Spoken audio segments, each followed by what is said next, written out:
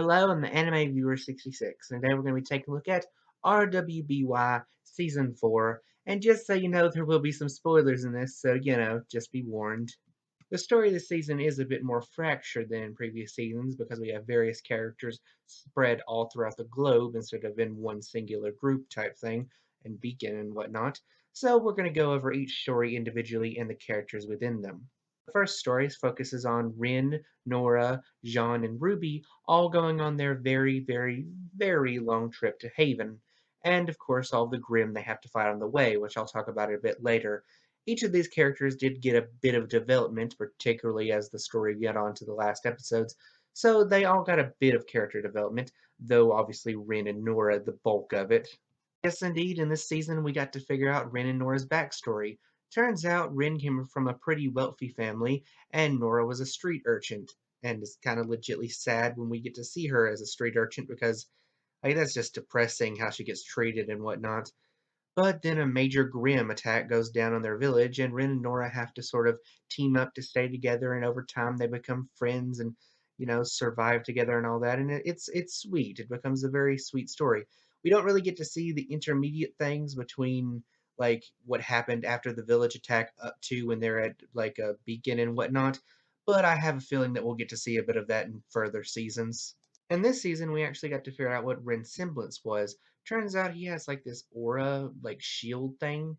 Because the Grimm sense aura and sense people's negative emotions and whatnot, he's able to block people's emotion by putting a sort of force field around them and make it so that the monsters can't sense their emotions. It's a pretty cool thing. They haven't explained exactly completely how it works yet, but it does look like an interesting mechanic to work with within the show. Then we move on to Weiss's story. Weiss's big thing this time is having to deal with her high society family and pretty much being imprisoned by her father, where he basically takes away everything she has. He takes away her sort of heiress title, where she's the next in line to take up the business, the family business, as it were. And he also slaps her. And when that happened, I got mad. Like I was just saying, okay, at that point, girl, you have every right to like just fillet this dude on a sword spike. Like, come on, no one would blame you. You got iron wood on your side. Just come on, do it, do it. Okay, I know that isn't right, and like she shouldn't do that or whatever, but come on, you all wanted to see it. I definitely wanted to see it. Like, seriously, Weiss's dad reaches Donald Trump level of evil businessman stereotype. Like, I just picture that thing playing in the background of, we have to have more money. Yeah. Weiss's brother also was pretty evil this season, but he's a kid for the most part. I'm not really sure his age. He could change as time goes on, maybe not be such a jerk. But as it stands right now, both her little brother and her father seem like they would be serious Slytherin material, if you ask me. Along with Weiss's storyline this season, we had Ironwood sort of being there as a side character for her story. He was pretty cool this season, I'll say. He sort of stood up for her various times. He even had this whole side plot of giving Yang her wicked sweet mechanical arm, which we'll get into in a little bit. His character overall this season I liked, and I hope he's going to be a hero. But there are slight things here and there, particularly towards the end, where it may be that he is not necessarily a villain, but maybe not necessarily helping the good guys, as it were, and that kind of troubles me. And Yang, of course, goes full metal alchemist on us when she gets a mechanical arm to be able to fight the bad guys, and I can't wait until next season when we get to see that baby in action. But beforehand, she's a little bit afraid to put it on because, well, she has some PTSD out the wazoo over losing her entire arm, understandably. But the whole thing of how her and her father go about sort of going through that PTSD is quite touching. I do feel that maybe they rushed the story just a little, but overall I think they did a good job. But seriously, one of the jokes her dad tells about the arm missing thing is, oh, it was cringe, man.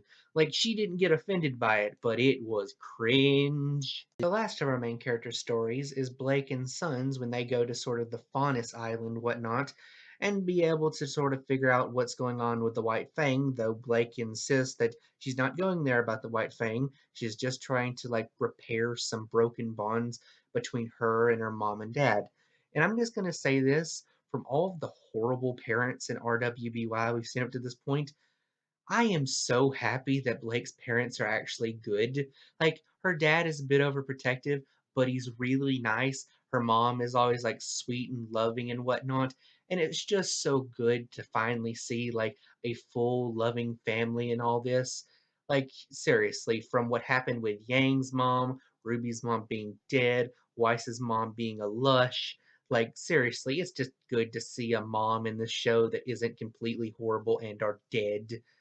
Yeah, that's just how I feel about it. Also, a little side note, the way they animated the cat ears on Blake this season was freaking adorable, and I loved it. And for everyone that was worried about Ozpin being dead, don't worry, he regenerates Avatar The Last Airbender style into a new vessel every time he dies, apparently. But he has, like, his memories inside someone else's body, but he doesn't, like, take control of that body. They still have control of it, but he's like a talking voice in their head. It's weird. It's very weird.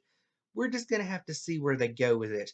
But I will say, I do like on the very last episode, after the credits this season, oh, they had a pretty good like little moment with him and Crow. That was pretty cool. We get introduced to a lot of villains this season, but the only one I really care to talk about in any detail is Tyrion. Okay, this guy is like crazy faunus psycho Joker. He's amazing to watch. He's really, really good at fighting, able to go head to head with Crow, and is obsessively devoted to Salem. Like, he calls her his goddess, his queen, and all this. And when he fails a mission, when he actually comes back and fails the mission that he was sent on, I'm expecting, okay, the reason he's so scared is because, like, she's gonna burn him, torture him, do something bad to him, or whatever, and that's why he's so afraid. No, no. He tells her what he did, and she's just like, I am disappointed in you. And he's just like bawling, crying from that. Because I guess she knows him so well that she knows that there's no amount of like punishment more than just my unrelenting disapproval. Oh man, it is so amazing to watch just him break down in tears and then go psycho crazy on a Grim to take out his rage. This season had a lot of cool Grim designs.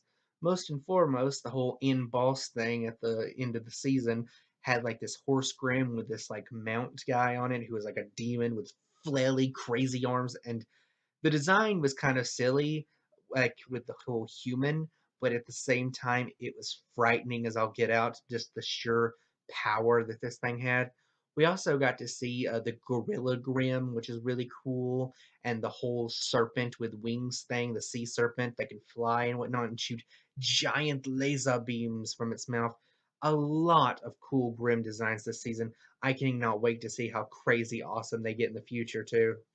This season did have a problem, as well as some of the other seasons, with the amount of time they devote to each episode.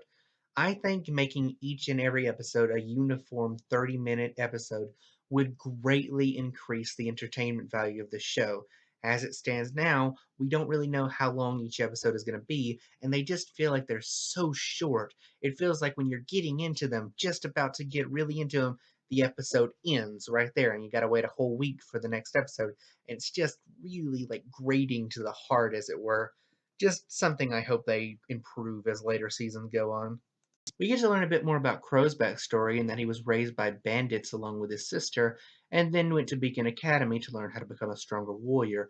His sister eventually went back and became the head of the bandit family camp or whatever, and he decided to stay and help Ozpin with his stuff. However, you can tell there's a big divide between him and his sister now for the decision he chose to stay. And there's the whole thing of his power, his new semblance that we learn about. Turns out he has sort of a curse jinx thing going on. Whenever he's around people, he sort of curses them with unluck, with like bad luck and whatnot. He has no control over it whatsoever. It's just anyone he's around. As he said, it helps in fights when he's fighting an opponent and they get sort of bad luck put on them, but it makes it hard to make friends and also hard to stay in a team when he's a big liability for them and whatnot. It is kind of sad how his power can be like a double-edged sword like that. Also, apparently, it's confirmed that he does indeed turn into a crow. It's not just he controls crows. Not sure if that's a semblance or maybe a family power, but it has been confirmed that he can do that. So, a lot of stuff about Crow this season. And we also get a wicked sweet fight against him and Tyrion, which was amazing. With all that said, now I want to hear from you. What do you guys think of this season? You think it was good? You think it's bad? What do you think they need improving on? So forth and so on. Tell me what you think below. Until next time, I am the Anime Viewer 66. Thank you, and good night.